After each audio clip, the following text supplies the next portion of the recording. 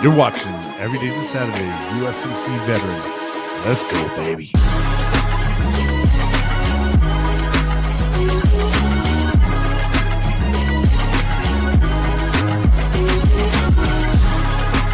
And here's your host, Bryan. What's going on, friends and family? Thank you guys so much for joining us on another great episode of Coffee Talk with Marie and myself. How we doing today, Marie? I'm doing okay today. I am. Last week was a really rough week for many different reasons, but today I'm doing much better. You know, when you How are start off you? with a smile, I'm like, oh boy, how's it going to end? Because, we always end with a big smile. So if you start off with a smile, we can only see how that's going to go. But Thank you. before we get too far into it, let's do what we do and roast up some cash coffee. All right, let's do it.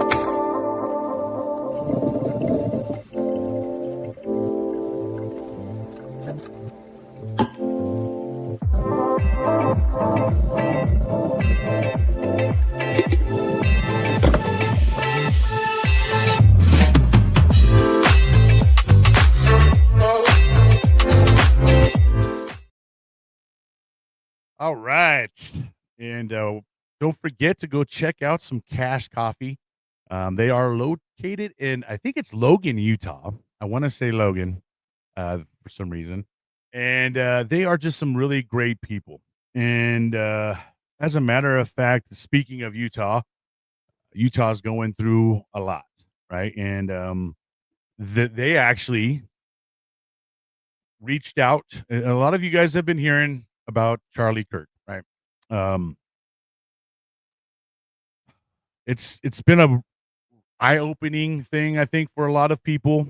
Uh, it's it's just been a very big blow to the heart, I think, for a lot of folks and to the country itself. But Cash Coffee actually reached out to Charlie Kirk and invited him to the coffee shop and stuff. Before he actually came to visit, and I saw all kinds of like posts and stuff like this. If you're not Charlie Kirk, don't watch this and all this stuff. But yeah. So a lot of you guys, I'm sure, when you guys watch this, have been hearing a lot about Charlie Kirk and the unfortunate thing that happened here on this show. We have represented our country, put our life on the line to give everybody the right to have freedoms in this country. So when someone gets their life taken away for using their right of freedom of speech, it's a big blow to the heart, I think, especially to the veteran community for many reasons. Because when we go to fight for our country, we're not going to fight for the left. We're not going to fight for the right. We're going to fight for our country, our family, our friends. We're doing it so someone else doesn't have to go do it. Someone else doesn't have to risk their life. There's no way that we should be here in our home soil in America afraid to speak, afraid to talk. This is the land of the free and the home of the brave. And if you think that you can silence us by taking someone out and you're going to put fear into the rest of us, you're mistaken. Because us that are using our voice, we're going to be louder than you ever heard before because we want everybody, we want to overshadow this evil, this darkness. Because at the end of the day, we got to drop the labels, folks. We got to drop the labels. We've labeled everything. We put labels on everything so we can go fight about a label. We're more than a label. We represent more than what a label represents. And sometimes what's in the bottle of the you're representing with that label on it, some of the contents in that bottle you might not even agree with, but you have gotten so tribal towards your label. We got to remove the labels, folks. We are not labels. We are human beings. We have feelings. We have families. We're not labels. So I would like to say a quick little moment of silence for Charlie, and God bless his wife, his kids, all the people who followed him. Um, so let's do a 10-second moment of silence.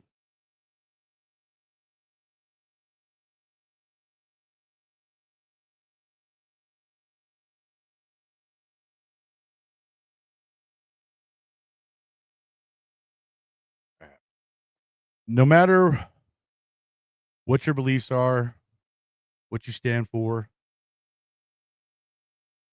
you shouldn't have to die for it. I don't know why in the world that we think that the way our feelings are, our beliefs are, is more important than the person next to us. That our life is more valuable than theirs.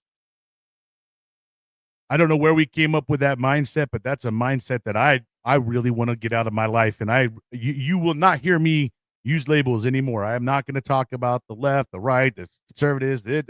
I'm going to talk about the facts. And if the shoe fits, then wear it. If it stings you some kind of a way, maybe you are the problem. But we got to unfuck ourselves, America. We were we were so unified. The day after 9/12/2001 was a day that America was united like no other time in a long time. 24 years later, we couldn't be more divided. All right, Marie, said my little piece. Go ahead, and I could keep going, but Well, I was just gonna say, I had a conversation with a friend yesterday, and she after this had happened, she wrote a song that was just beautiful about that idea of letting go of the division, right? And there's a line in there, I can't remember how it was worded, and it's talking about let's shake hands over the shooting line, and it was just beautiful, and then, she got worried about posting it, because she was worried about what people would think and if she was supporting Charlie Cook or not supporting Charlie Cook and this, that, and the other. And I was like, listen, the whole point of what he was doing is saying, hey, use your voice. Because the minute we stop using our voice, that's when violence starts. He has a quote that says something like that, right? So the idea is use your voice. Don't use this as something where you are fearful of using your voice. And so I love that what you were saying. And I was just going to say just a quick shout out, Brian does another podcast that's about it's about fighting the division in the country, in the world and stuff like that. So if you get a chance, take a look at his other one. What's it called, Brian? divisive measures. It's actually called Divisive Measures. So if you get a chance, go watch that because he is actively using his voice to fight against that. And I love what he is doing. So and then I just wanted to say as well, my niece was there when the shooting happened. She was working on campus and she just saw everyone running, and in that moment it was a lot of fear, and there was a lot of fear mongering that has been happening ever since then. And so, yes, what Brian was saying, I completely agree. Keep using your voice. Don't let this be something to silence you. And whatever your political beliefs, it doesn't matter. Human life is human life. We need to become as one and continue talking and continue using our voice. I don't use my voice very much for political, but I use my voice for healing. Other people use it for the political, and that's okay, but they should not have to die for that. So, yes, again, continue using your voice. Don't use this as a reason to stop speaking, because when we stop speaking, that is when danger happens for ourselves. We have the danger where we so when you stop speaking, violence occurs. And so when you stop speaking your voice, you are violent to yourself, right? And let other people have violence towards you. And it's the same thing out in the political realm. So as we are doing this, I want to remember, that through all of the hell externally and internally, I hope you guys can continue seeing hope in the middle of all of it. And that's kind of what this poem that I'm going to read today is all about. It's called The Web of Hope. Love it. So I Let's just do it. finished this one. I just finished this one yesterday. Okay. So I'm Okay. really excited to read this one.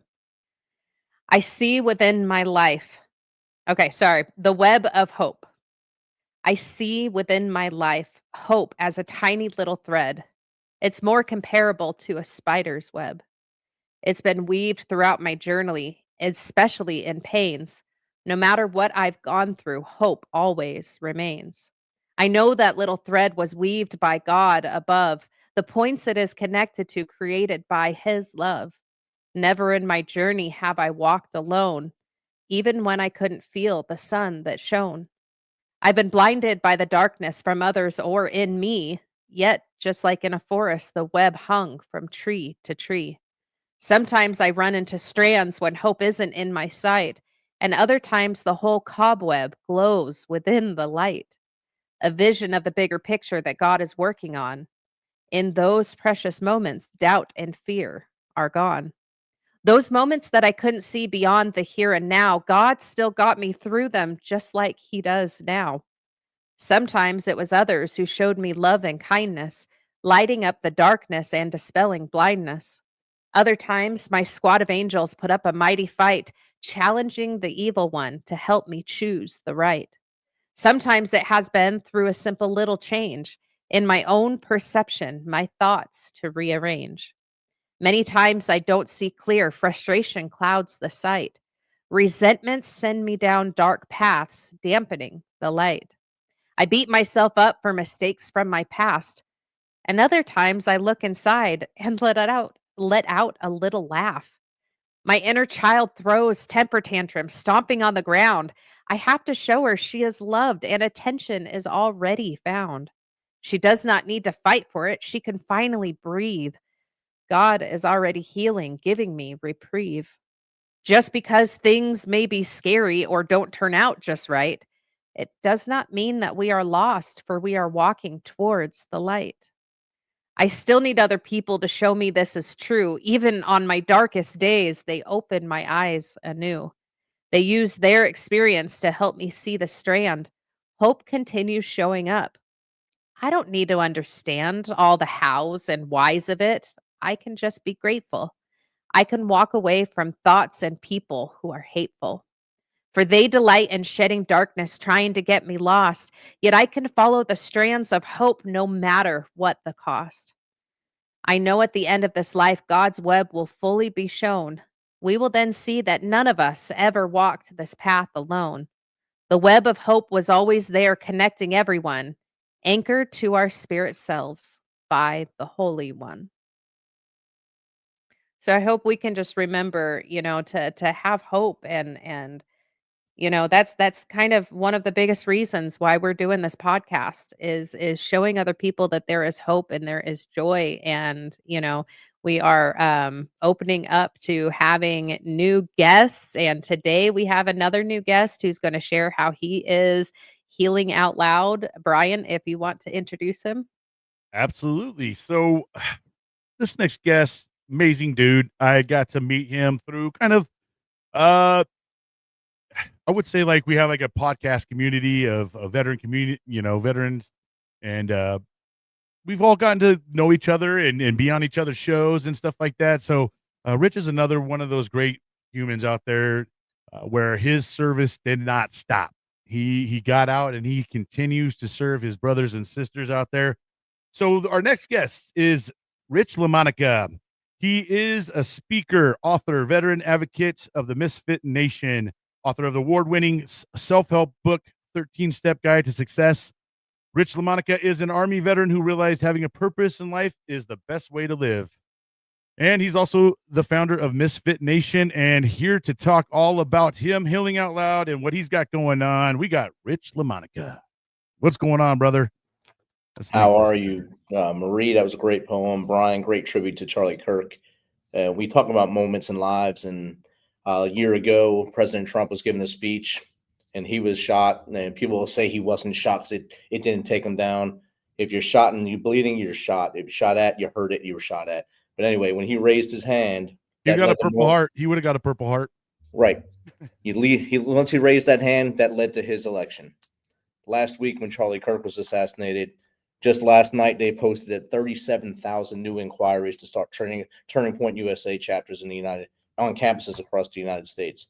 It started a movement that even Charlie couldn't have imagined, but it started Yeah. that movement. They And ignited something. They yes, definitely I think they thought that what was going to be silence has now turned into a roar. yes, 100%. Now back to me, of course.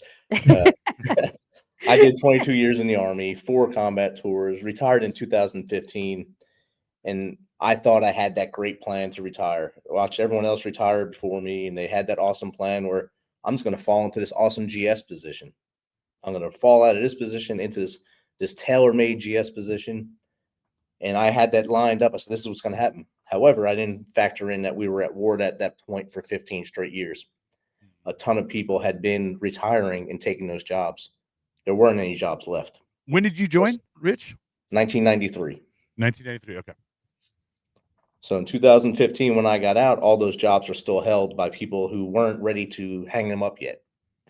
And they weren't ready for me to come out and take a position that didn't exist. So my steadfast plan was hit in the face. So for 365 days, I sat on the couch, drank beer, hung out with my dogs, and filled out applications. And I just kept doing it, getting up every day and say, who's going to turn me down today? Who's going to turn me down today? And finally, I went with Hire Heroes USA, and they made my resume sound like a human instead of what I made it look like, I guess, because I got a bite immediately. And I drove from Tennessee to Washington, D.C., knowing I was going to get this job to interview for Homeland Security and Emergency Management position up there. And when I went in there, they already knew who they were hiring before I got there. I was just that check mark that we looked at a veteran. And they tried to turn me down because of the school I went to Ashford University, because I did my schooling while I was deployed. And you can't really go to a big school when you're deployed. And that kind of was the part that they put me to the side for, because your schooling isn't one we look at it like this. I said, whatever. But as I was driving back, I was going through something with Mission Continues at the time it was a fellowship program. My fellowship program specialist called me and said, you don't want that job anyways. I really did. I drove 11 hours to get the job. And he said, you don't want that job. I'm going to send you a link. He sent me a link. This was like in April of 2016. I filled out the application. Fast forward to like the end of Mayish, I think. End of May. Me and my wife went on a little Project Odyssey, a Wounded Warrior project. And they called me and said, you got an interview in St. Louis on Friday. We weren't getting back from this Project Odyssey until Thursday night. I didn't have a suit. So again, I get home, she irons my suit. I wasn't ironing a suit. She puts it together. I put a pair of shorts and a t-shirt on, and I drive to St. Louis, getting dressed at little stops along the way. I get there and it's, this was supposed to be a Zoom call. Oh my gosh. What? I said, that wasn't an email. I showed an email. Oh, we forgot to put it in there. So they just took me and the team out to lunch. And that was my interview, sitting with the team to see if I fit in. Oh shit, dude. I came back. They did this. How many was there? 6 Gosh, total. that's panel. Almost all veterans. So it was pretty good panel of people to be in there with and hang out, and they're all watching to see what I did eating pizza and how I drank my soda, what soda I picked. And it was awesome to meet them that way instead of just a hostile walk into the office, say, I'm your new guy. But that was the new guy presentation. I started, long story short, I retired June 30th of 2015. July 1st, 2016, I started working. So 365 days of battling and showing that resiliency to make it through to the other side. Is it a textbook success? No, but I'm here. Before you move on, okay, I just want to highlight, okay, because you just dropped 3 different communities and support groups that you utilized in that year instead of giving up and instead of running away and hiding. You utilized 3 different programs, and I just wondered if you could give a few words on all 3 of them. You talked about Hiring Heroes, you talked about Mission Continues, and you talked about Odyssey Project, because that is something that I want to eventually, with all of the guests we're having on, I'm collecting names of programs so that we can have a list that we can start sending out with Resource the podcast. page. So can you please let us know, just in your own words, what Hiring Heroes is, Mission Continues, and Odyssey Project? And also, I just want to say congratulations for reaching out to those programs. Like, how amazing it is. When we get out, we are not alone. Even though sometimes it feels like it, we have all of these programs, but the issue is we have to be self-advocating. That is the thing that I've learned. We have to find the resources available. So that is our hope. So anyways, go ahead. So that's the number one thing. We have to understand that our hard head, there has to have a soft point there that says, I need help. And that's what a lot of That us don't that understand. We don't know that easy buttons out there that you can reach out for help. Because the I don't care if it's for training 2 years the or training 20 years, almost hard the head, all training of us. yeah, the training almost stops us, I feel like, right? Yep. You've been trained not to, push through it, do it, don't, do your really at the end of the day, you're being told to push through yourself and hard work. So when you get out, bro, asking people for help is very hard. And Yes. it's when you're 20 something years old too, your pride is beyond your head, and so getting out and asking for help, shit, that doesn't sound a very appealing to a 99.9%, I'm sure, of the veterans that get out. No, Yep. it doesn't. So So my so tell us about these. Yeah. all right. So my journey with asking for help in this, it started with the Chris Kyle Frog Foundation to begin with. I wrote them a long essay about my wife and my journey and how she stuck with me through 22 years of service, through all my deployments, my mental changing along the way. And they sent us on a retreat down. They sent us on a couples retreat down to Destin, Florida, and a nice condo on the beach. And they paid for everything just for us two to get away and recharge our relationship. But while there, one of their staffers, Michelle, was there. She said, "Are you looking for a job?" I said, "Yes, I am dying to get a job." And she said, "You should check out the Mission Continues." I said, "Okay, let me check out the Mission Continues." Now, Chris Kyle Frog Foundation just sent me to the Mission Continues. So Mission Continues. real quick Ed, with that, so they were trying to help you and your wife. yes, yes. To That's a great thing, reconnect and and get strong. I think that's something that we miss a lot, right? Is including the spouse in the healing process, Oh right? yeah. Because how important is that? It's way more important than you can think of. And I'll get back to them a Sure. little further down the road with what they did for her later as well. But Great. they sent me to the Mission Continues. I filled out an application to become a fellow. So a fellow there was it was their program to help you transition, to get you for 6 months to go out into your community and maybe volunteer in an organization that helped you along the way or one that resonates with you. So in that 6 months, I said the Red Cross had helped me a lot while I was in the service. I should give back to them. So I went to the Red Cross. I volunteered like 700 hours there in that 6 month period because I found a purpose. I found a thing I can help people with. While there, I kept cooking, kept putting those little resumes in. Then I found Hire Heroes USA. I said, let me go to this website and see what they can do. And I uploaded my resume and I got called within a day. So, wow, yeah, you wrote this from a military mindset. I said, well, that's what I know. And she said, okay, I'll help you out. And she rewrote it, and I can't think of her name right now, but it'll come to me later, of course. And when it came back to me, I didn't even know what it was saying, but it looked awesome. It still looks awesome, and people liked it, and it got me that hit for the Homeland Security Emergency Management position to go up there. Then I went to work for the Mission Continues, then do the opposite side of the chair. So Wow. now I was mentoring people going through the same stuff I went through. I love My I per- love when people become the advocate through the system that they went through. I love it. yeah. You're not the only one, man. I love that. I love hearing that. So now I'm using my lessons learned in my book to help them not make those same mistakes in their book and do awesome things. I met a lot of amazing veterans through my 2 years there. And I just felt it wasn't a fit for me anymore towards the end because it was a lot of, how do you say, political stuff or chasing headline stuff in that organization at the time. And I wound up working where I do now. I now train soldiers, but with Mission Continues is no longer really an entity as they're getting swallowed up by the Travis Manion Foundation, who I am the chapter lead here in Clarksville for. And they help veterans to get back and find that purpose by mentoring youth to be the next generation of leaders in our country and help build better communities. I think I hit all the organizations there for you. Marie. Nope. Odyssey Project. Oh, Project Last Odyssey. one. Yes, Yep. see, there you go. All right, so Project Odyssey So is we Wounded have Warrior her. Project. It's Wounded Warrior Project. So they do solo Odysseys, which either the male veterans or female veterans, and then they do couples Odysseys. So on the solo ones, you go out there and basically they try to find the source of your issues and make you talk it out amongst your brothers and sisters. And then on the couples one, you're doing that couples therapy thing, and You're doing a lot of leadership tests and stuff. It was really awesome. It was in Mississippi, one of the universities there. We did a lot of stuff on there, did leadership challenges. My wife got the zip line for the first time, so she was really excited. And those projects actually help people more than they actually put on their papers, because first, you're building a network. Second, you're letting your stuff go, just letting things out that you wouldn't let out in any other atmosphere. You tell people all your feelings and what you have gone through and where you think you should be, and then you get the bro hug or sis hug, and you get in there and you come out there on fire to do better things.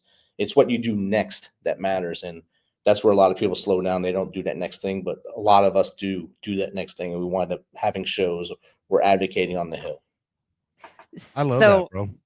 So I just want to throw out there, I love that you're talking about one aspect of Wounded Warrior Project, and I will die on this hill. If you've never heard of Wounded Warrior Project, get involved. Contact them because they have saved my life on multiple different levels. When I first got sober, they took me and took me horseback riding. They taught me how to surf. I did horrible, but it was awesome. They have continued to connect with me, and even out here in Utah there's not a lot of in-person events. However, they have so many partnerships and so many online events. Like, I just started they have a partnership with the Armed Services Art Partnership. Okay. And that partnership sent me a whole bunch of activities to do. They sent me a year's worth of activities to do. Wow. And they also do classes and I just started a storytelling class, which is it's the spoken word class. And Nice. they actually Wow. Wounded Warrior Project sent me to a video or a video class that was about podcasting, which got me started in podcasting. And then they also have a program called the Talk Program. And I've been wanting to talk about this. I don't know if I have or not, but the Talk Program, they have mental health specialists who will call you every week at a same time, same day. Okay. They will check in with you every week. You develop SMART goals and they check in with you and talk to you about barriers and talk to you about successes. And it is fantastic. So, and they also have different retreats. They also have intensive outpatient programs. Anyways, Wounded Warrior Project is amazing. So if you want some support, get connected with them. If you can donate to them, please do, because they have so much that they are doing. So anyways, I will, like I said, I will die on this hill. Wounded Warrior Project is phenomenal. So thank you for sharing another piece of them that I didn't know about. So thank you. Yeah, it's Wounded Warrior outstanding. Project is another great nonprofit. Or I don't think they're nonprofit, but I think they're They're an a nonprofit. organization. They are, yeah. They're nonprofit. They're huge, and one of my previous guests, Sal Gonzalez, is a United States Marine veteran. Lost his leg in combat. He is a spokes person for Wounded Warrior Project, and man, everybody that I've ever talked to that has dealt with them has nothing but great things to say. So, people like Wounded Warrior Project, I know a lot of people like, oh, they're big. We need big entities out there that are still in the grassroots, right? And they're not forgetting about their people. And I think they're one of those great organizations. Now, Rich, let's kind of back up just a little bit, man, and let's kind of talk about those 365 days, bro. Like, how was that on your mental? How was that on your family dynamics? Do you remember kind of what you were going through, during those 365? Because obviously you guys had to reconnect and stuff. So, I mean, obviously there was some point in time where that was probably a little rough patch, right? Okay. Hell yes, it was rough. And before I got to that 365, I was a GO bachelor for my last 2 years in the Army. So I was up in Maryland alone. My wife and daughter were in Tennessee because for some reason, the only thing my daughter ever remembered me telling her was when she was like 8 or 9 years old, you'll only go to one high school. So when I got orders to go to Maryland, she was going to be a junior. She's like, Dad, you said I'd only go to one high school. I'm not going. I said, the one thing you remember. All right. So I went to GO bachelor, and I went around. I did a lot of stuff up there from that unit, and I came back retired now, and I'm in the house. So Yeah, now the I'm in the dynamics house. I sure has changed. Like, oh shit, dad's home. Dad, yeah, here comes dad's rules, dad's way. I imagine, when you've been gone, bro, like life's different, than when mom and dad are both there. Yeah, so my daughter was like, "Oh, dad's home, all right." But she was also like, "Dad's home. He can help me with my cross country. He can help me with soccer." My wife was like, "When are you going to the field? You got to go somewhere. You can't be here all the time. You got to go somewhere." And because she didn't want me there all the time, because our relationship is pretty good. Because she always had that newness every time you come home, that new Right. thing every time you come home. But when you're there all the time, there's no newness. So it was a lot of friction, especially with me not getting hired and me. I started having a little self doubt, probably about 3 months in, when nothing was biting. I was like, "Man, I must really suck. Something's wrong." And I can see the walls caving in. And we just got this new dog, Scooter. He's a whippet, and I think he saved me because the dog was so crazy. He balanced out my crazy. So I'd sit on the couch and drink with him and Zeus and Coco, and we'd watch TV, and I'd fill out resumes. But he'd keep me straight, and he's still here today. He's 10 years old now. He's the old man in the house now, and I thank him every morning. I say, "Thanks, little guy. You got the couch today," because that's where he sleeps all day while the little ones do whatever they do. But he was like the service dog that wasn't a service dog. He helped me out, but the darkness was creeping in, and it wasn't until that Hire Heroes USA resume started getting hits where I didn't think I had it anymore.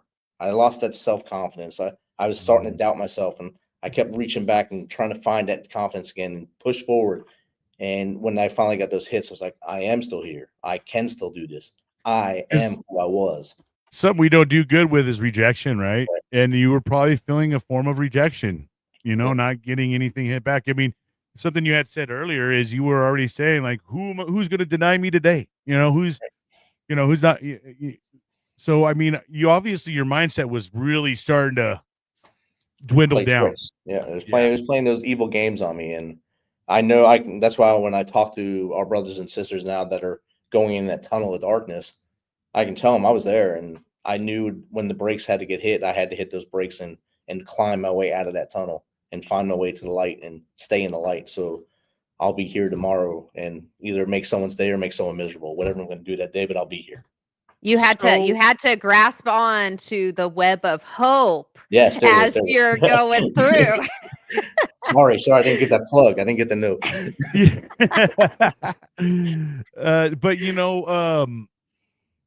at what point do you think there was kind of like a turning point for you where your mindset started to change? Because I think a lot of people hope and think in their head that things should happen instant. You should have that instant gratification. And I think we get discouraged if it doesn't happen right away for us. But I think with changing that mental health and the mindset, that's something that takes a lot of time. Yes. Maybe not a lot, but it definitely takes more than just a one day or overnight, whatever Right. you're working through, it's probably been there for a long time, right? And we haven't dealt with it. So it's going to take some time too to work through those things.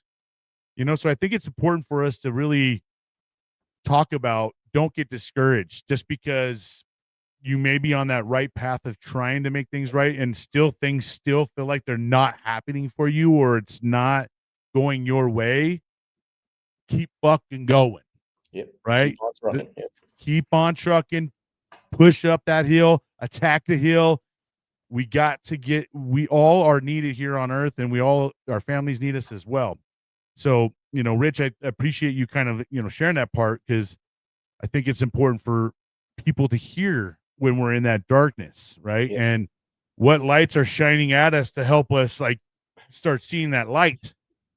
Was it a story? Was it an organization? Was it, a friend, a family? What was it?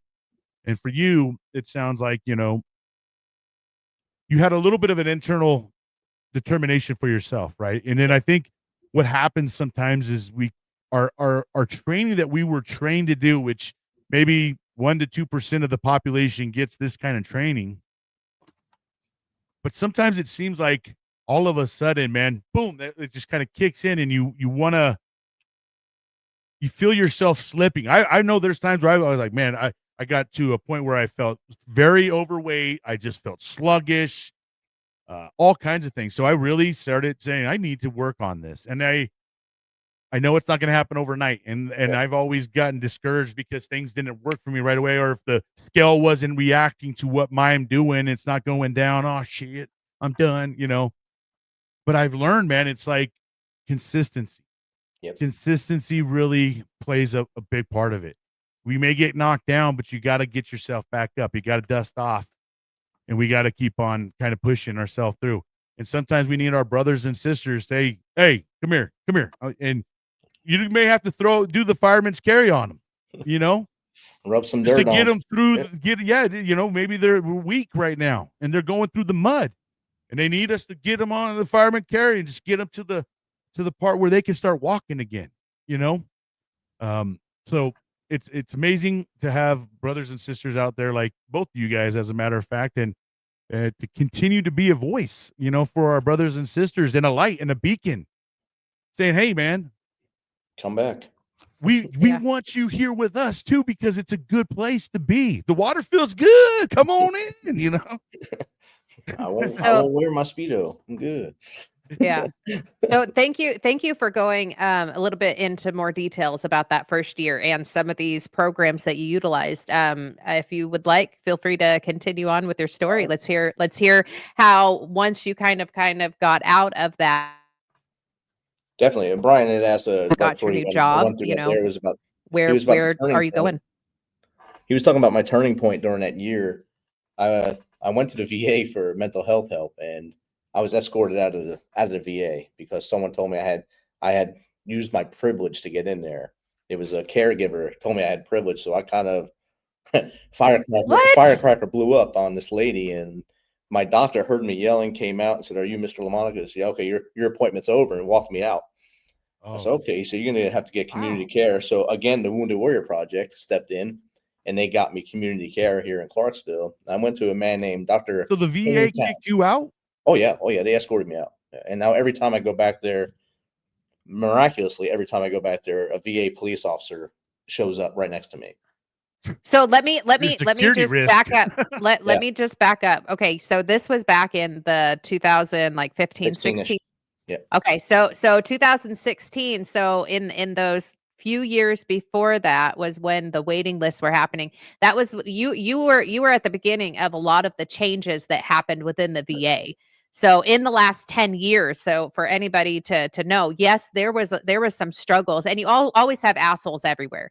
There are assholes everywhere, no matter what you do. Everybody's VA But is different. But back in the early 2000s, 2010s, there was a lot of struggles going on, and it took government getting involved to make some changes. And so I'm so sorry that you had to go through that, but I just want to pinpoint that a lot of things have changed over the years. So if you are struggling and need help, go to the VA. This is not everybody's story. This is some people's stories. So I'm just saying the VA is like my VA here in Utah is the best VA I've ever been to. It's been fantastic. But yes, everywhere you go, there are assholes. And I was in Arizona when some of the wait lists were happening and there was trauma. So I am so sorry that happened to you. And I also want to let people know that things are better. So Well, I And advocate hopefully for they VA continue now, to and get better. We Yes. need for all VAs to operate equally. yes. We all operate under one flag, under God, one nation, under God, all this stuff. Well, then we need to treat our veterans and stuff the same exact way. It varies from state to state, from county to county. We got to get away from that. These systems, it's like they don't even talk to each other. I've had two different entities fighting with each other over my rating. Like, Yep. when the VA is saying one thing and the state's saying something else, and they're just sitting there, boom. It's like, well, what do you guys? I don't understand. And then we, as the veterans, it starts to stress us out and everything else because we have all this society pressures already pushing us, bills, family, things ain't getting paid by themselves. You know what I mean? And true. Yeah. then the VA doesn't want you to work, but your state's like, you need to go to work. You're like, Yeah. what? You guys are really pulling me like a dang tug of war now. Yeah. But all right, man, back onto your Yep. turning All point. right. Yep. So thanks to that incident, and Wounded Warrior Project stepped in and got me community care here. I Awesome. went to Dr. King Counts, and he did EMDR with me. And I think after a few months, I was free and clear. I mean, I was able to talk about everything I went through in the military, Nice. and he taught me ways to channel it, and journaling, getting out into nature, and doing things. And I refused medication all the time, and he was a proponent for not using medication, so we connected right away. So I always thank him whenever I can. You throw his name out there, say his name, and I advocate for him and what he did for me. Now, will that work for every veteran? Just like you said, every VA is not the same. Every doc and every one of us is not the same. You got to Under- find that doc that works for you. Like you won't go to my barber to get your hair done because it's not your barber. You got to Sure. find the person that works for you. Just find that person. Don't quit. Keep looking and find that person. Great advice. But after that, I was able to channel those things, and I was still able to run marathons at that time before my knees started to say, "Hey, you're old. Stop doing that stuff." And now I'm an athletic supporter for my wife, who's going to run the 50th Marine Corps Marathon this year. So Yeah, I'm that's helping awesome. her, pushing her to her limits right now. And as she goes, I think this week 18 miles for her long run. So she'll have fun this weekend as I'm riding on the golf cart behind her. I hope And you're going to Ooh, thank you. document this, man. I mean, your wife probably is she not one to like to be documented, but I I'm feel like this I'm on live. I do live TikToks right behind her as she's running. And, perfect. Awesome. Yeah, in and the all my golf cart cart or talks, something, man. all my cart talks are when she's running. I'm doing my cart talk for my weekly update, and my week ahead stuff is while she's running right in front of me. So I'm watching her, make sure people don't do anything dumb to her. And of course, What's your handle in case people want to watch it? on TikTok, it's the TikTok. MisFitNation, Okay. _MisFitNation. It's usually 4:30 in the morning Central Time. So if they're up, please I've been be on seeing it. that cart. That's a nice cart you got, man.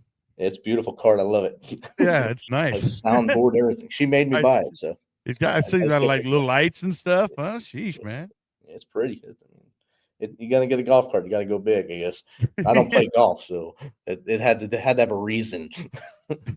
But I think advocating for the mental health of our brothers and sisters is a big thing.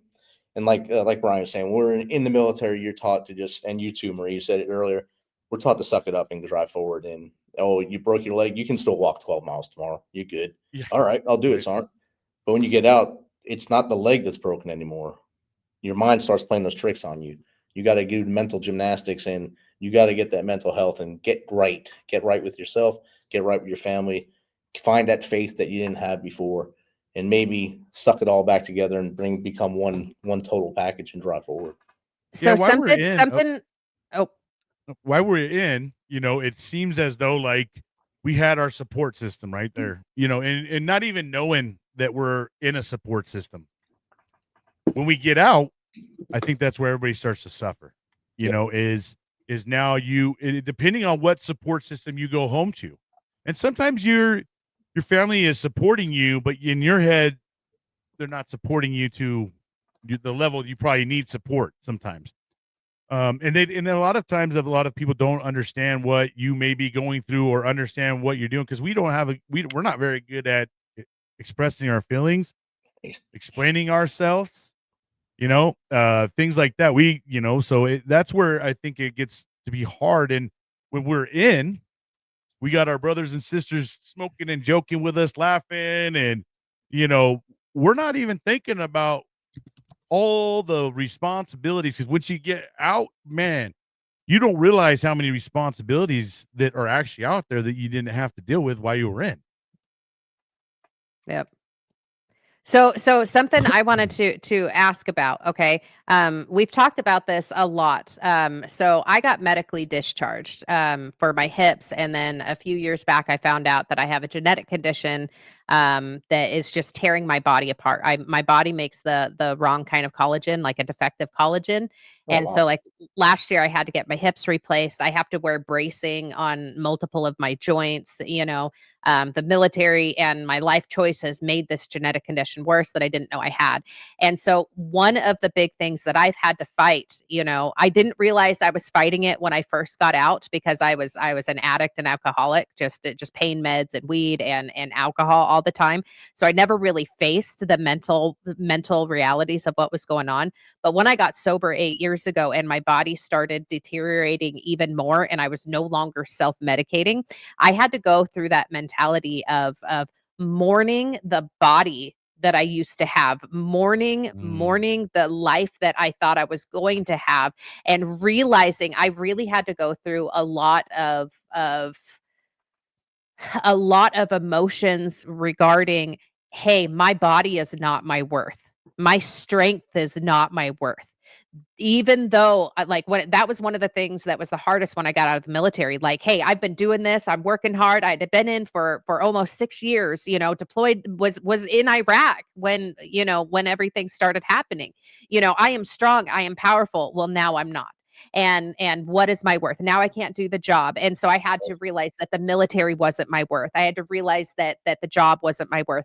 I had to realize that my body wasn't my worth. And so I really over the years have had to come to terms with realizing that who I thought I was is no longer who I am, but that doesn't make me any less of a person. Right. So when you are talking, I heard you say that your knees started going out and you started having issues. So I want to know what was your kind of journey in realizing that, not only, okay, you're out of the military, you've had this for your entire life, okay, or not your entire life, but you've been in it for 20 plus years, okay.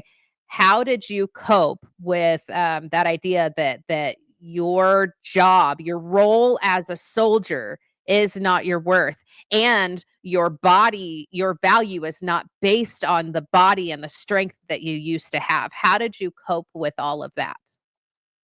And I think the term they call is imposter syndrome. You start to think that you don't belong anymore. You don't have that purpose. You don't know what to do with your hands anymore. So now I'm not lacing my boots up in the morning, or I'm not going running because I just can't. I can't physically can't no more. But what did I do to turn that into a positive? I don't wear a uniform no more, but I can advocate like you guys are for those who are wearing the uniform. As those young Joes and Josephines come to my building here to get trained, I don't only train them on what I'm supposed to train them on. I ask them what their plans are. What's your 5-year goal? Are you staying in? Are you getting out? What are you documenting now to make sure your next step is a good step in the chess match?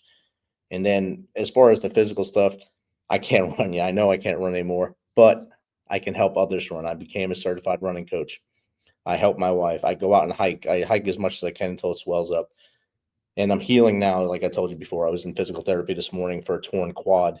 I don't suggest getting one of them either, but it's not a fun time. And the physical therapy after is not fun either. Oh, But it's geez, coming man. along. I can do squats now. I actually do more squats now than I did before the tear. Oh, So yeah. it's actually a lot healing a lot Honor. faster than I thought it would. And I should be able to get out and do more things again here soon. So when she does run that marathon in DC on October 26th, I'll be able to get to the mile markers and hand her off things, her snacks, her drinks, whatever, and be there on time with 2 bags full to help her. And that's my purpose now, to help others. And that's how I erased all the doubt by helping others. So having that servant leader heart. And I learned that from my dad. My dad was always helping others. He still does at 85 years old, always looking out for others instead of himself. And that just trickle down economics, I guess, helped me to see that that's the way we need to go and be a servant leader and see what I can do for my community. Worry about my little box before worrying about what's at 1600. I love that, man. And that's something that, I think I try to preach a lot is we don't need to boil the ocean, right? Let's start off with some pond size. And that's, I think starting with your community is a great start to feel like you're a part of something or make a difference. Yeah. Say your community is struggling with something, and that's when our training comes into place. And it doesn't, there's a lot of things you could do to be just involved with your community. There's VFWs, there's Legions. there's the moose lodges, there's all kinds of different entities out there that you can still feel like you're a part of something. Okay. And you're still out there trying to make a difference. Just like our previous guest, Tammy, she got so involved that she's like at a legislative level helping with laws and trying to push laws for her brothers and sisters. And it all started with just in her community. Grassroots. Yeah. And it helped her just get to a level of now she's good. has the ability to make a bigger difference. Her voice can now be amplified because she just kept pushing. And I think that that's something that we really want to hone in on this show is look at these great examples of people that just didn't stop. Yep.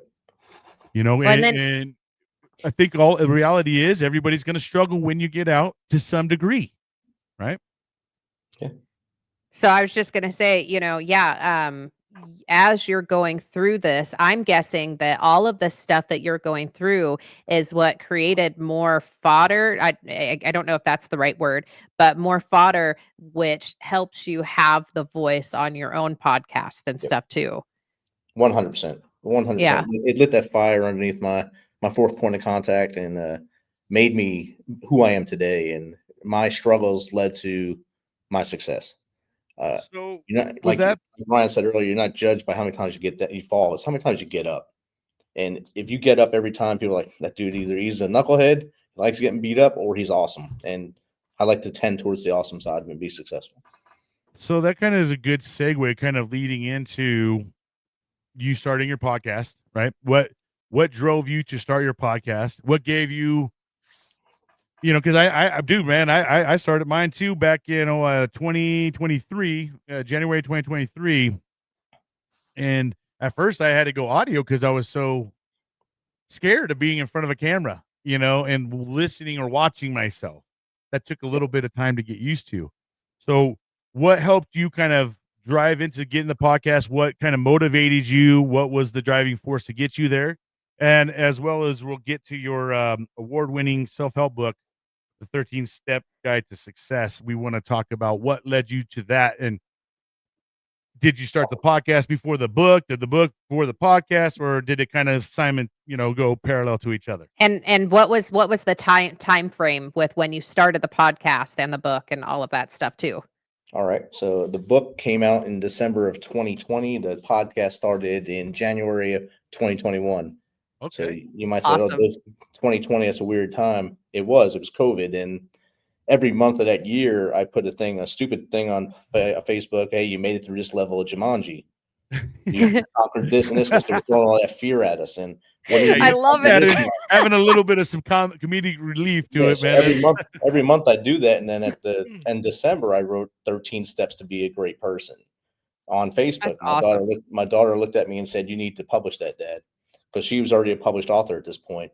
Oh, I wow. said, "Okay." So I went to writing, and actually it was the end of November. So in November, I wrote out as much as I could, had her edit it. We had a lot of mind melding sessions, and we got it out quickly in December. So the 13-step guide to success was to be a better human, not to be rich, not to be an entrepreneur. It's how to be a better person and look in the mirror every day and say, "I'm doing good."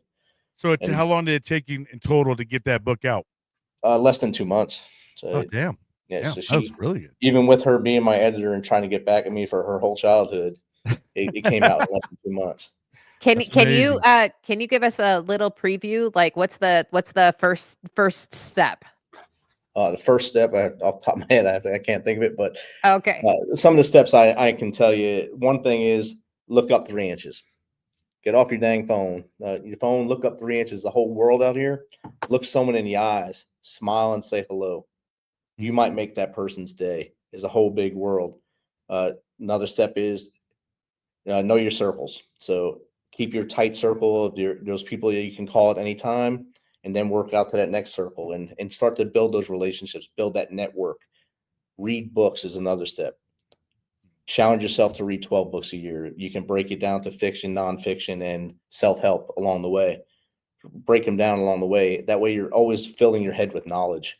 The more you learn, the better you'll be in the end.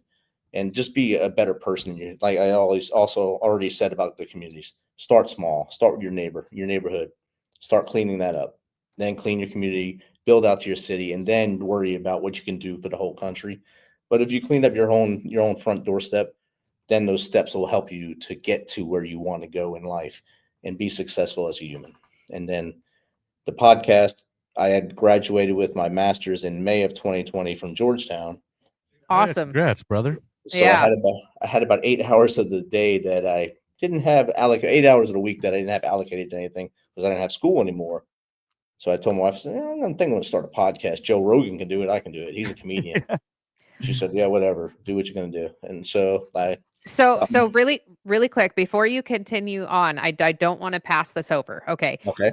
How amazing is it that you went back to school after all of this stuff, that you went to school and you got your master's? So Yeah. I know that Yeah, sometimes man, you're people selling struggle. us short a People, little bit on some of this well, stuff. yes, yeah. So a lot of people struggle with the idea, I'm too old to go to school. I'm too old to go to school. I've already been through all of this stuff. I can't do that. And so if you want to just take a couple minutes, if that's okay, kind of like tell us your experience with what drove you to go to school, what was some successful, what were some things that helped make you successful, and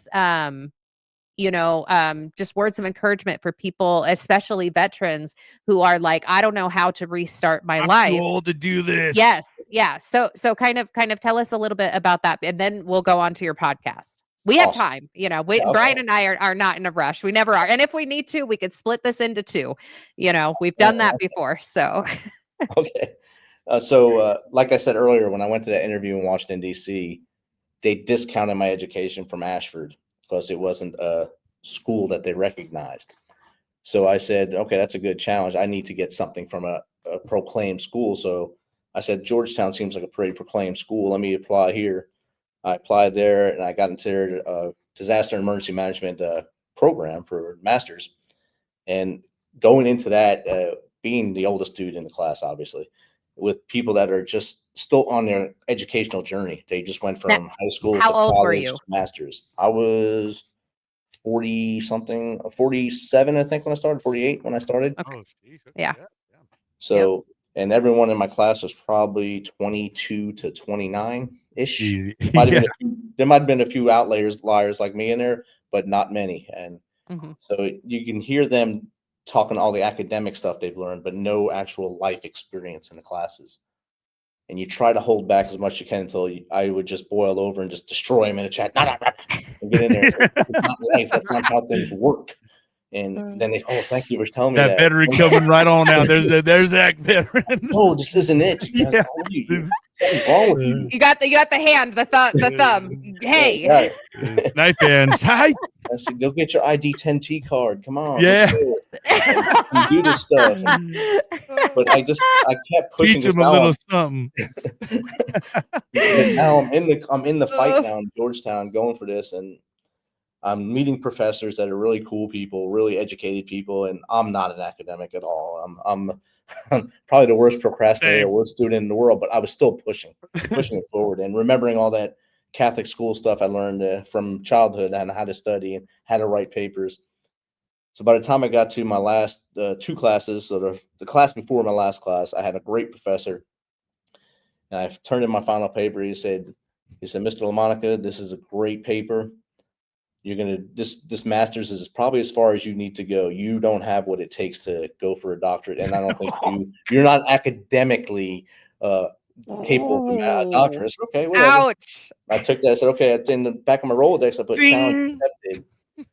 So I finished the next class where I did my capstone and all that stuff. Did the briefing. Got my master's. I wasn't able to walk across the stage again, so I wasn't able to walk across for my bachelor's.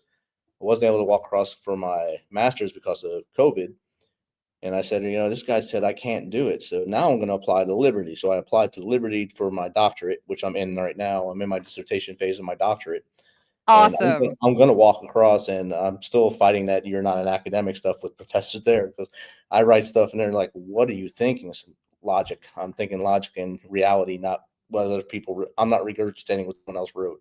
I'm going to write. Good for you, dude. Hold that torch. Continue that torch. And I know maybe this is like horrible to do this, but just another plug for Charlie. That is what he talks about, is that idea that don't go blindly with what is the norm, especially in college. So I love that you're like, nope, I'm not going to follow this. I'm going to continue moving forward, and I'm going to do what I feel is the right thing. So just wanted to throw that out there. Maybe I'll get hate. Who cares? But Yeah. We're at this So I just level of if you yeah. don't like it, there's the door. You know Yes. what I mean? But that's the main thing. That is what the point of from what I understand is his movement is like, hey, we're not just going blindly with what the colleges are saying. We are encouraged to think for ourselves, and I love that that's what you're doing. Challenge. Yeah. Yes. So I'm doing my best to do it right now, and I'm interviewing people for my topic, which is, of course, it's Homeland Security, which is what the doctorate's in, and dealing with cybersecurity threats within Homeland Security is what my dissertation is on. So I've done 10 phone interviews with people, 6 surveys, and now I'm going to compile all that data to make Well, that and sandwich. sorry, I just got to say one thing too. For them to say you're not academic, but you're in a fucking, excuse my language, but in a PhD program for Homeland Security and cybersecurity, for them to say you're not academic, like, who gives a shit if you're not academic? Because Right. you are intelligent. Like the fact that you are doing this stuff and you are making it and you are going into a doctorate, that is so extremely hard. My husband right now is looking into getting into a doctorate program for software engineering, and I understand, like, just watching him. He did a class for cybersecurity, and that stuff requires a lot of intelligence, like not just intelligence but wisdom. Yes. And so screw those teachers who are telling you that you are not You can't academic, train because those that 2 doesn't things, by matter. the way. Yes. Yeah. Yes. So I'm going to say, be proud of yourself, and we are so proud of you, because that is Hell yeah, bro. fantastic, and that is phenomenal. It is a phenomenon that you are doing this, and it is phenomenal that, you know what I mean? So I say screw the haters. You are doing an amazing job just to be able to qualify to be in a PhD program like that is so incredibly intense and so incredibly, like I'm proud of you, dude. Thank Like, you. How how many and how many amazing. veterans out there are doctors? I mean, I've met one so far. So, Yeah. I mean, um, that's something that I think we need in our community, right? Is, uh, in the dude, the profession you have, Homeland Security, that's a big mission, Yep. Yeah. especially with the current state of what's going on, Yes. and, and I imagine being in the cybersecurity world and all that, especially with the way technology and advancement and all that stuff, I imagine, dude, it's got you in a spider web Yep. of training and learning, Rabbit holes. A and lot of rabbit holes. 100%, man, and you could get lost, I'm sure. Yes. But it's amazing, bro. You didn't let your age define you. You didn't let Mhm. your knees, your anything stop you from moving forward. No. And you're still freaking going, brother. You Yeah. know what I Yes. mean? And Still pushing forward. yeah, so I want everybody out there to give Rich a good hand. I mean, he's doing amazing things. And when people are doing amazing things, we got to recognize that. And he's just an amazing example And for others. And let me throw this out there. You are flipping advocating for other people. You're doing podcasting. You created this book, and you're a husband and a father. Like, I don't know how much other things you're into, but that is A few others. incredible. I don't think he's gonna be Yeah, able to walk out of the room after this conversation because we're just blowing his shit up. I know, but seriously, It's dude, what like, it's how needed big is though. it? Let's celebrate the fact that, we get out of the military, we start feeling, that we are worthless, that we are powerless, Yep. and then we've got people like Rich here who's just like, no, fuck that narrative.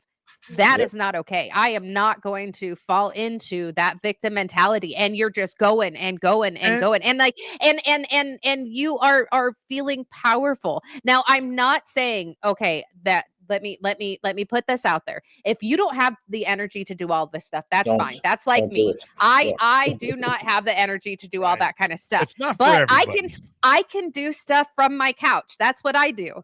Like most of the stuff that I do with my podcasting, with my writing, with my advocacy, I do it right here from my couch. So if you don't have the energy to go out and do all of this stuff, that is okay.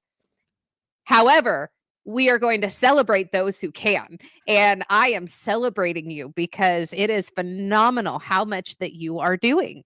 And like you have built this foundation of community underneath you.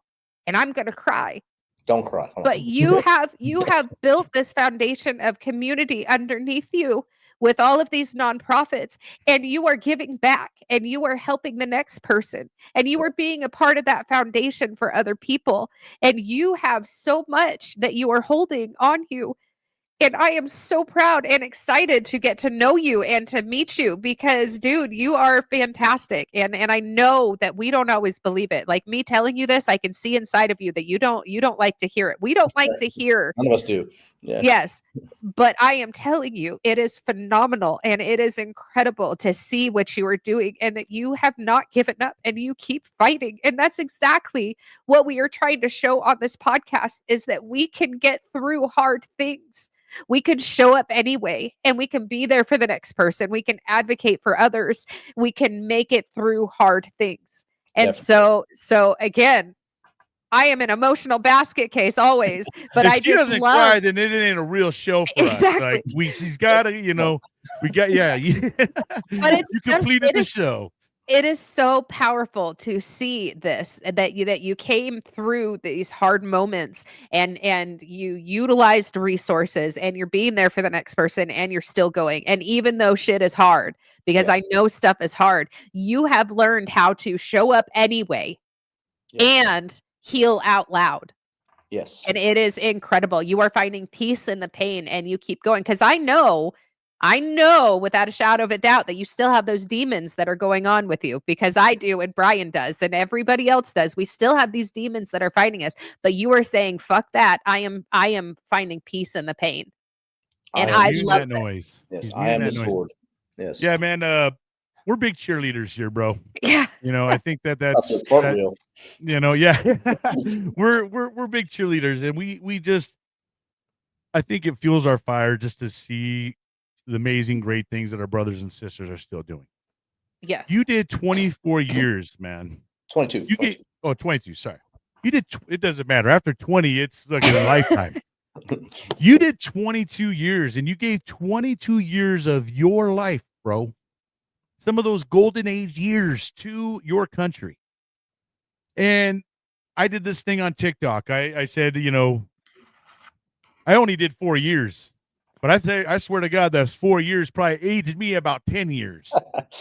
And I think if you do 4 years, you're probably aging about 10 years. So you did 5 of those plus. So you got about another 20 years added to your life, probably. Or From taken away. Yeah. yeah, I mean, taken away. There you go. And you're like I said, bro, you're still pushing, man, and you want to do better, and that's what we're trying to get because I think that it's sad to watch the veteran community be so suppressed and so diluted and kind of like written off in a way like, oh, they're broken, they're mental health cases, and that's the sale. That's the yeah, sale. just pay them so they'll shut up, and just kind of go away.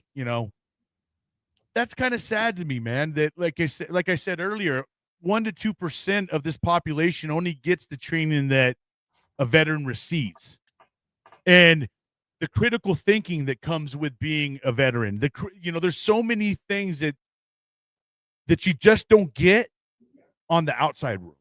Right. We all come together, one race, one religion, one creed. We all come together and we drop all that, and we are now green, right? And we all bleed red. But none of us are in there arguing about who's the president and what's going on. We all want to get back home to our families. And I think at the end of the day, we lose something along the way. And I don't know if that's when we decide to get out. The disconnect happens as soon as you walk out the front gate your last time. I don't know if there's something that goes like is stuck to you when you walk out and it's pulling it off when you go, and then you're kind of like you're on your own again, it's okay. It's okay to decompress. Take some time. Yeah, Rich took a definitely. year. Rich took a year. A year. I found myself. I took some time. I actually got a job right away, but that might not have been good for me either, because as I took on all this stuff, I had all this stuff to deal with, and now I'm just trying to interact with normal life and job, marriage, kids, and I still got this bundle of stuff that I just never dealt with. And a lot of that is because we've always been told to suck it up, and all the things that we've been told, even from the time we were young kids. And a part of that is good for us. There is a part that you do need to suck it up and keep pushing. But there's also a part of us that we need to reflect back on and say, it's okay not to be okay.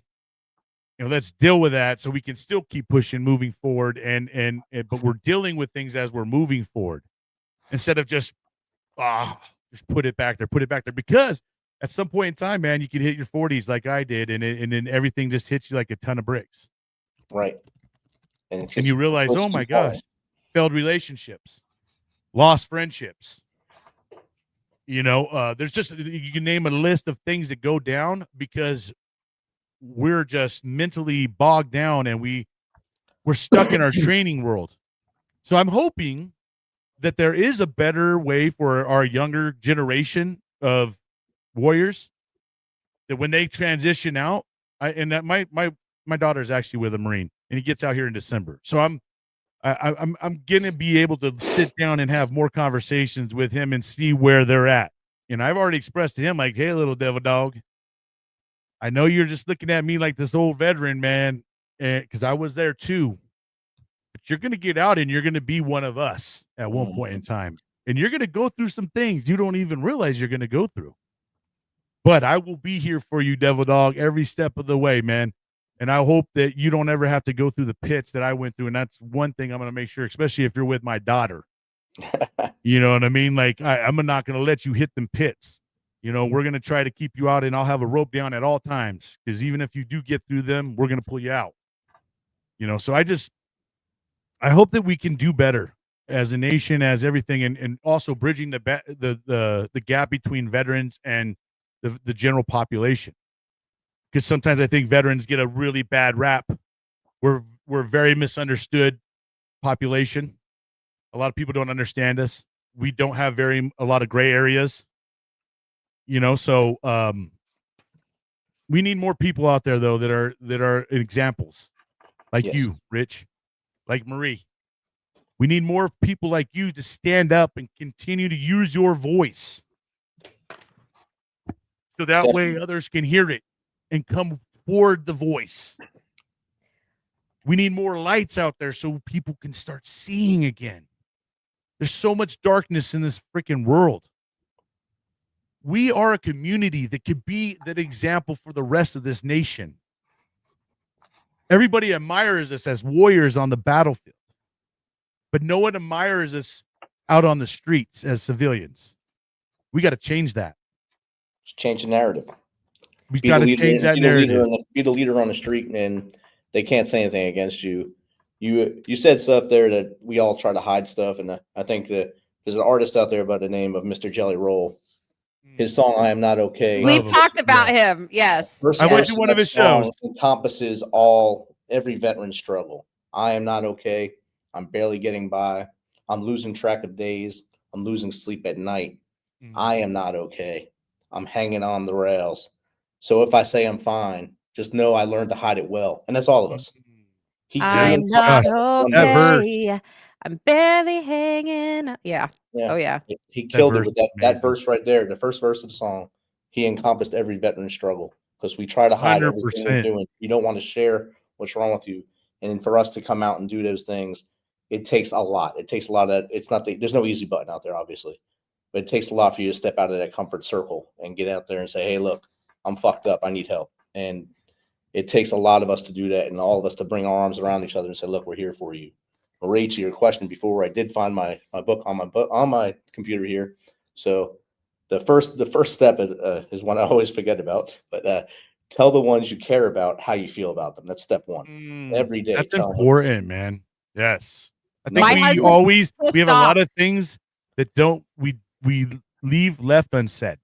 Yep. My husband gets pissed off because I say I love you about 20 times a day. All right, turn it off. My wife does You too, already man. And if told I me. don't I say it know. I back, know. if I don't say it back, she says, "I love you." I'm like, "I love you, man." Like, I you know, got it. she's got to Got hear it. it back. I Yeah. got it. Yeah. So as you're talking about all of this stuff, right? You know, you're talking about being or we have talked about, you know, being a voice, utilizing the tools. So I want to, you know, before we stray way far away, right? Let's go back and talk to us about the podcast. How are you being Yes. the voice, and how are you allowing other peoples to have their voice on your show? So Yeah, let's talk talk about a about little bit more about that. talk about Well, how your podcast work and you know what you do on your show and what you're trying to accomplish with your mission. From what I know, you know, you do it a little bit differently, and you actually do live shows. yes. Mhm. Live. Okay, so yeah, talk to us about that the all of it. Just tell All all right. about it. All Yeah, right. So when I started my concept of operations here, my platoon in Afghanistan in 2010-11 was the Misfits. And we lost a great soldier, the only soldier I lost in combat, Sergeant Michael Beckerman. He was Misfit. And I reached out to them and said, can I use Misfit Nation as the name of the podcast? Hell yes, Sergeant, do it. Awesome. So I made Misfit Nation the concept name.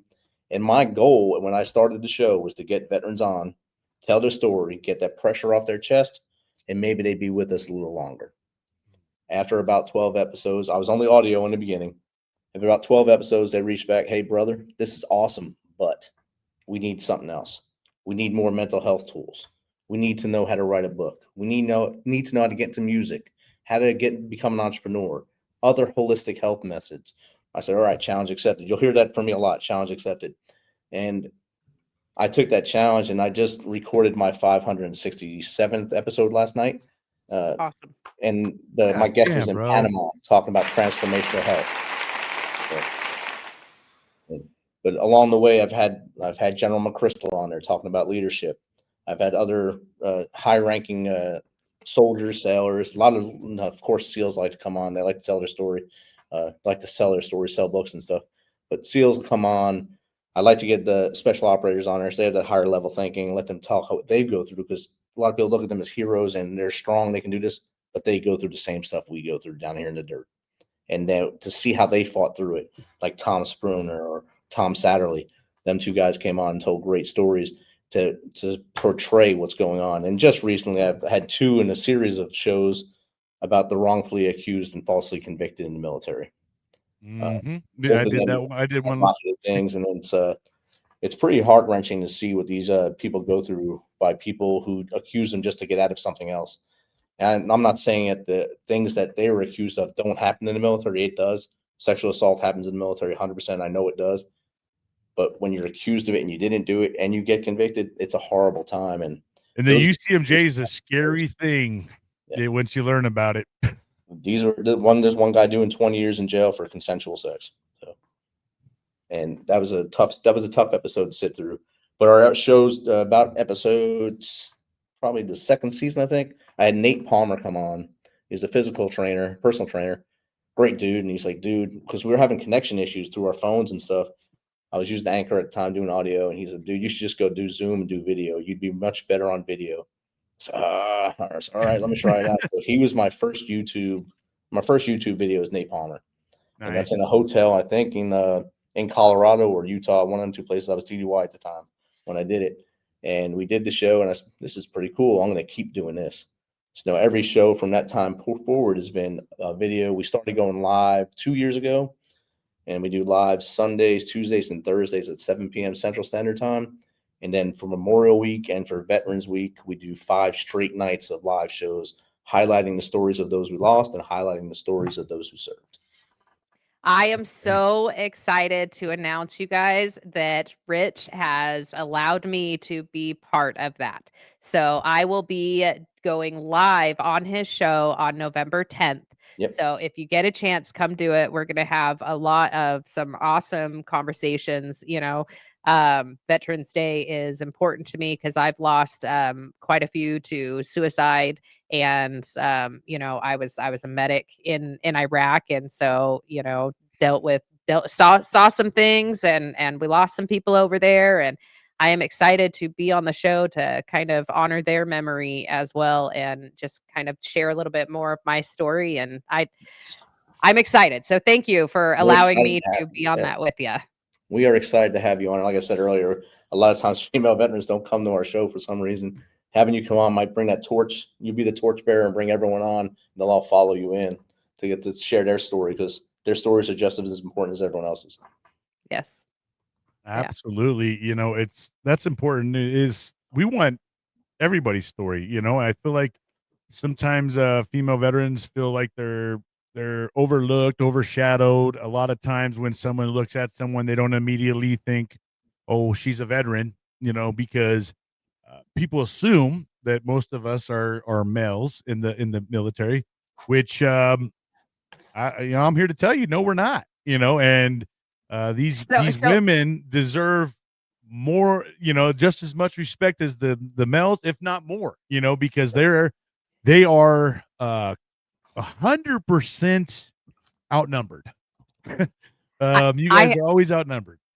I had to really work on my ego because my husband's a veteran too, and so when we go out to places, and like if they talk about a military discount, or if we're doing like a Veterans Day event, or this, that, and the other, they always automatically look at him, and I'm like, yeah, he was, but I was too. So I mean, like, and I get it. Like, before, it used to really piss me off, and like I felt so offended and less than, and I'm like, you know what, it doesn't matter, but it is kind of still like "Ugh, I am too, like, don't forget about me." So I get it. Yeah. After serving with women, it really, I had a whole new respect, from my high school days and everything else, versus having to work, next to a woman, having to do the challenging things together, and watching them push through it. And some of them outdid some males, you know what I mean? So, I think it's really important to, be proud of our women veterans out there, and be proud that they decided to do something that a lot of women do not want to do. They get a little dirty, break their nails, uh, it's not for the faint, I guess you could say. But Rich, before we start going off into more tangents, that's what we can. That's what we're known for, is tangent. We should That's, we should we Just should you we quick should left be called turns. the Tangent Nation. Yeah, yeah, right. the left turns. We go on some tangents, here on the good old coffee talk. Yeah. But brother, I am more than happy to call you one of my brothers. Um, I'm glad to be a part of a circle with you. I know that each and every one of us in that group, if we ever needed some help, or needed guests, or needed things, we're always there for each other. I know. Yep. And even, Marie, you should She's start definitely getting in the joining in on the circle. tip of the spear. We have tip of the I was spear. just going to say that. Yeah, tip of the Awesome. spear happens Great. the last Wednesday of every month, or is it the first Wednesday? Last Wednesday. Yeah, last Wednesday of every month, and it's a round table of veterans, and it's just Wait, wait, wait, great. wait, wait, wait. Step back. What are you talking about? It's the Tip of the Spear podcast. We do every the last Wednesday of every month. A lot of veteran podcasters get together, and we just talk about veteran issues and current events. So you should be on there with us, and I'm Heck throwing the yeah. We baton to you. I think we can have Okay, up to yeah. 9 at a time. I think we can have 9 people at a time. There's times where it's been completely full, and they've had people in the waiting room. So it's a I really. would love to be a part of that. I had no idea about it. So that's Oh, awesome. there's a handful. I would say, and not everybody shows up, and 'cause I've been busy myself. I haven't been able to make it because I've had my kids' sports and stuff. But the next one, I plan on making it. But I'll tell you, there's probably at least 10 to 12 podcasters in part of that group, if not more. Yeah, September Females 25th. and males. You know what I mean? So we have it is a good diverse group, and we've talked about.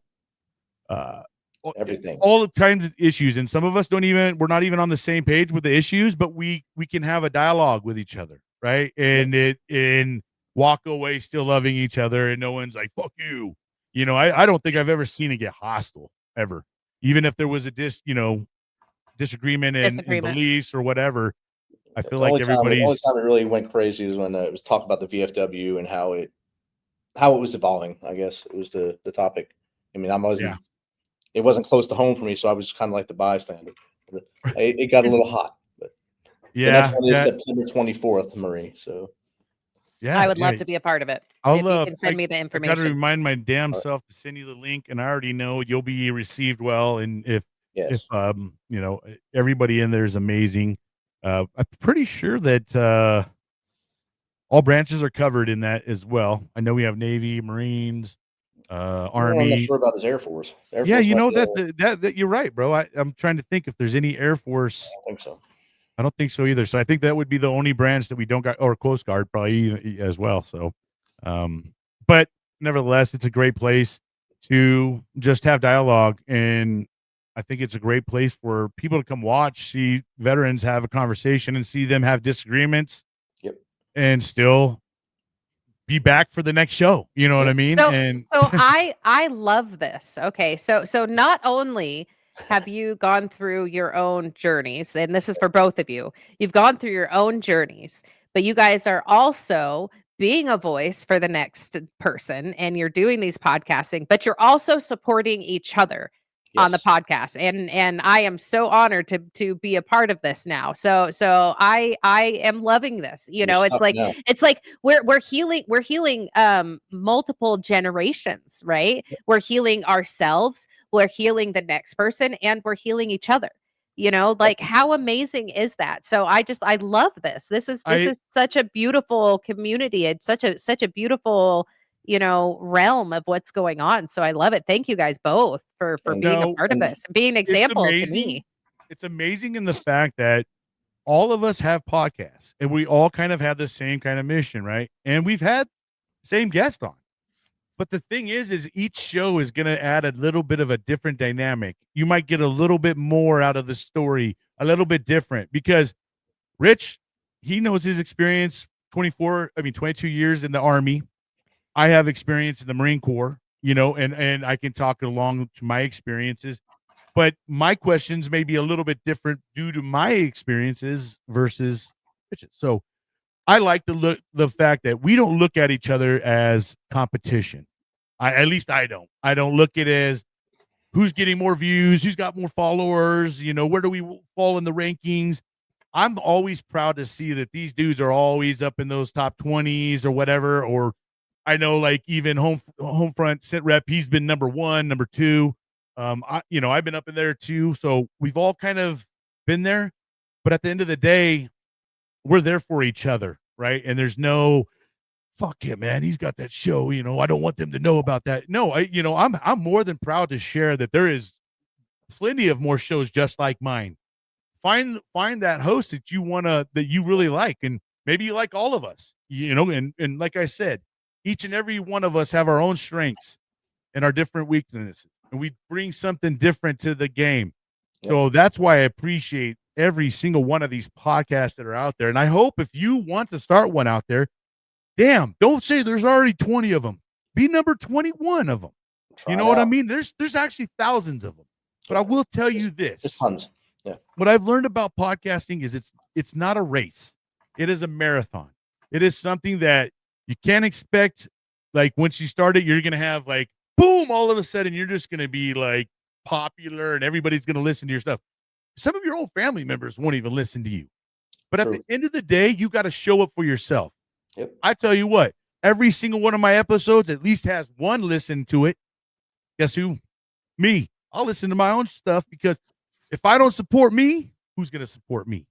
You know what I mean? So I just hope that if anybody else out there, you want to start a podcast, feel free to reach out to your brothers and sisters who have already went through the hard knocks.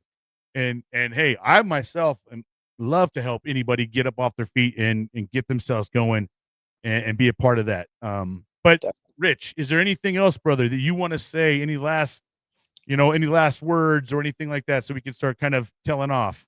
Yes, yes, yes. So Marie talked about her sobriety. I think 8 years. Congratulations.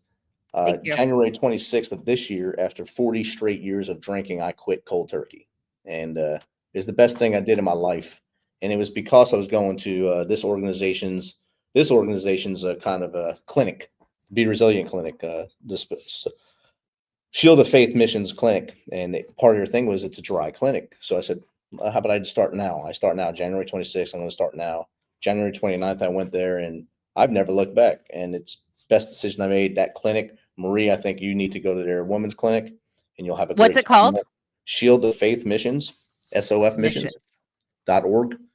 Go on there and apply to be in one of their sessions, one of their clinics. And they're great people. They will take care of you. They will give you the tools you need to become that total person, both mind, body, spirit. And it says Shield of Faith. They do not proselytize. There is a chaplain there that will talk to you at night offline, but they do not proselytize. If you are that way, he's great. Nate is awesome. He'll talk to you, but it really helped me to get through a time when I could have just fell right back into that wagon and drank again. But I haven't even looked back at drinking. I drink a lot of liquid IV now, but it's doing great. And that was Shield of Faith Missions is another organization that's helped me tremendously over this past year and into the future. Dr. Damon Freeman, Air Force veteran, started an organization. That's one I think you guys would both like to have him on the show as well. Great dude. Heck Yes, yeah. send us his information. We would love that. And I also wrote a second book, Out of the Darkness. Good Awesome. job, brother. Hell This yeah, one- man. That one's fictional, also award winning. And it's about a story of the soldier that comes home and tries to find out where he was and how he got there, and going through the battles and seeing all his buddies get wounded or killed, and then coming home and fighting them same battles and killing themselves. And what do you do next? And that's what that book is about. The second part of that book is in the works right now. Hopefully be released by December. It's going to be called Forged in Resilience. Awesome. And I got invited to write a book with one of my former guests, Laura Templeton, asked me to write a book with her on the military transition. So I'll be talking from the military side. She'll be talking from the civilian side within the book. Oh. So it'll be both aspects at one time. And Love that's that, just a little bro. bit of the things I'm doing right now. That sounds amazing. Yes. Yeah. So, dude, you got a lot going on. Where do you see yourself in like 5 years from now, man? Hopefully, in 5 years from now, I've helped 5 years worth of people to be better people. That's where I would hope to see myself. I don't need anything. If every one of my shows, if I help one person reach one, teach one, that's the best thing in the world. And if my book helps one person, that one person doesn't go to the darkness, I'm a success. If 13 Step Guide to Success helped one person, success, because that one person made a difference. That book made a difference in that person's life, and they can do better. So in 5 years, if those two books are still helping people, my podcast is still going, my second show, the Tuesday Crew, is rocking on Tuesdays. All things are good and gravy in the world at that time. All right, that's outstanding. So everybody out there, please go check out the Misfit Nation on all social media platforms. TikTok, here's his handle, the Misfit Nation on TikTok. And Wait, he said it's the underscore No, Misfit that's it Nation. right there. That's the correct one. Yeah. Oh, okay. Never mind. Yes. I was like, he typed this one. Yeah. Okay. The underscore is YouTube. The underscore is Okay. Gotcha. Okay. Cool. Awesome. So yeah, make sure you guys go out there, help support Rich, get his stories out there. All the great things he's doing. Let's get some of his books in people's hands and start helping out others as well. Rich, thank you so much, brother. Thank you for your commitment to your country. Thank you for 22 years that you gave your body and your life to this country. And thank you so much for what you're still doing for this country and our brothers and sisters, man. Thank you so much, bro. No problem. Yeah, thank you. I'm glad that you're here. If you guys will allow me, I want to read one more poem to take us out. And I think this one is great. So I actually originally wrote this for a future TV show. Whoops. Okay, for a future TV show that didn't end up happening, but I just wanna say, like, we are part of a group that's considered the lost storytellers, right? We are sharing our journeys and being there for the next person and doing it through storytelling, either, like, with the podcasting, being there for the next person, me for my writing, and Rich for his writing, and so this is called the Lost Storytellers, and it just reminded me as we're talking about what we're talking about, you guys are part of this. And anyways, it's kind of like a war call. It's called the Lost Storytellers. Reborn in a world of pressure and lies, there's so many of us hear our war cries. We came from a place most would despise. There was no way out we could see with our eyes. Then something happened that was different for all. We heard it loud and clear, the desperate call.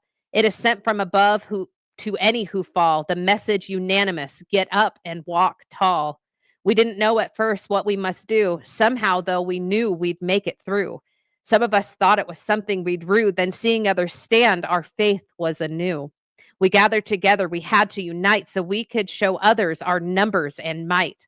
We knew war was upon us. We must prepare for the fight to defeat the darkness, make way for the light. Now that this war has already begun, we must distance ourselves from anyone who would mock the successes we've already won. Let the negativity inside us be finally done. For here we are, and here we must stay. This fateful war will not end until the last day. We choose to be strong to show others the way. We will not give up, so come what may. We've created a new world, support at our core. We raise our voices, forgotten no more. Join us who want your freedom to soar. We are the lost storytellers, and we've opened the door. Another amazing Another one. one. Yeah. You need to submit these to like to go get the award-winning poems. You know what I mean? Because You can make a book of all your poems. she already did.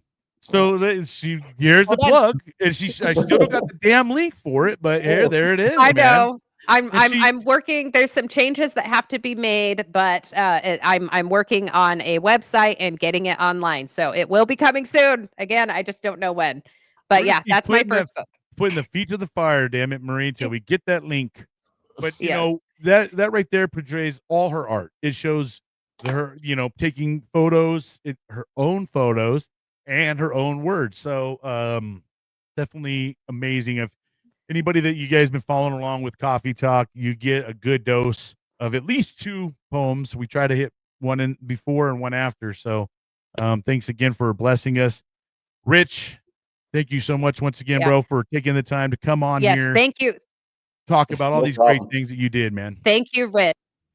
Thank you for being a fellow storyteller and just, like even if you're not creating in the way of writing like me and Rich are doing, Bryan is a storyteller because he's here sharing his journey. Everybody can be a storyteller. So thank you guys both for picking up that torch and for moving forward and standing tall and sharing your journeys with us. And we are so honored to have you here, Rich. Thank you so much for sharing your story. Thanks for having me. This was awesome. Yeah, thank you, brother. All right, friends and fams. Well, we're going to go ahead and get this one wrapped up. And we thank you guys so much for tuning in and staying with us. I know this one was probably a little bit long for some of you, but that's kind of nice where you can pause it and come back and listen to it again. But you know what? Sometimes time is necessary. Just want to end one more time with the Charlie Kirk thing, and then we'll put it to rest. There's a lot of things that have been really kind of brought to the forefront with this tragedy. And some of that is to watch the nastiness of our fellow brothers and sisters and Americans celebrating the death of one of our own American. I don't know where and how we got there, but that cannot be normalized. We cannot start suppressing someone because they feel a certain way. The way they believe is no less than the way you believe. Your thoughts is no greater than the others. You don't have more value than the next person next to you. You can feel that way, whatever you may have done. but you still don't earn that to be more valuable than the next. We got to be kind to each other. We need one another. Life is not easy. Let's not make it harder. It's time for us all to unite. Can I throw in a plug for Cash Coffee again too? So Absolutely. I just want to say this. Okay, so with this that happened, okay, and with a lot of the struggles that are going on in the world, sometimes we don't feel safe with our weapons. Okay. We either can hurt ourselves or we can hurt somebody else. So if you get to that point, okay, Cash Coffee has this program, and I'm so grateful that Bryan told me about this because I didn't know about it, and I had an opportunity last week, 9/11. I went to a networking event, and I had this opportunity to talk to somebody, and I was able to inform them about this program, to help them or help the next person, and just say, hey, if you know anybody who's struggling, you know, Cash Coffee will take your guns. They have a safe program. So not just Cash Coffee, but I'm sure that there are other programs out there, but I am just so grateful that there are programs out there. If you don't feel safe because you feel like you're going to hurt yourself or others, find a program or find somewhere safe that you can lock up your weapons. Because like this person that did this action against Charlie, he wasn't mentally in the right place. So if he would have had a safe place to put his gun, maybe that would have helped. I don't know. But I don't know, you know what I mean? But I'm just saying, if you don't feel safe, if you are mentally unstable with yourself, or you're scared that you're going to hurt someone else, please remember there are programs out there that you can give your guns to keep you safe, and Cash Coffee is one of them. So thank you. And they're not going to report you. They're not going to sell you out. It is something between you and them and yourself, right? So let's just, hey, protect yourself, protect others, protect your mental health, and once again, if anybody would like to come on here and heal out loud with us, we'd love to have you on. Every day is a Saturday, 365 at yahoo.com. Send us an email. And we would love to hear your story. We'd love to be a part of it. We want to hear everybody and how they're healing, because you never know. You might help someone else just by telling your story. And it doesn't have to be so crazy. We just want to hear, how are you able to find the light? How are you to kind of keep the light on while the darkness wants to start to overshadow you? How are you doing that? That's important for us. We want to see everybody out there have a smile on their face and doing good. And because you know what? Everybody else around you is going to feel that. And so let's start being more of the light instead of putting darkness on things. Everybody out there, thank you so much for being a part of this show. Please like, share it, get it out there. We just want to share everybody else's stories. We want others to heal as well. You don't have to heal in silence. You don't have to heal by yourself. Okay? So Come heal out loud with us. that's right. That's right. And we'll cheer your ass on like some major cheerleaders here. You know what I mean? Yes. But you know what? Thank you guys so much. Don't let the day kick your ass. Make sure you're out there kicking it. Until next time, we'll see y'all. Thank you for watching. Please like and subscribe.